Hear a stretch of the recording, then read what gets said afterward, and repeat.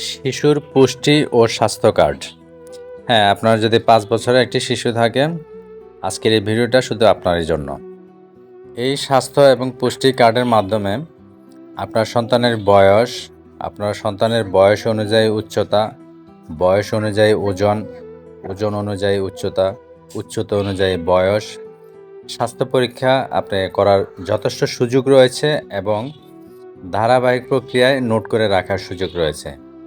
এই চার্টটির মধ্যে আপনারা দেখতে পারতেছেন একটা ৬ মাসের শিশুর তার ৬ মাস অনুযায়ী তার ওজন কত হয়েছে এবং তার ওজনটা কি স্বাস্থ্য কার্ড অনুযায়ী সঠিক আছে কি না, এটা তার অভিভাবক জানতে পারতেছে। প্রতি মাসে আমারও মনিটরিং করার সুযোগ আছে।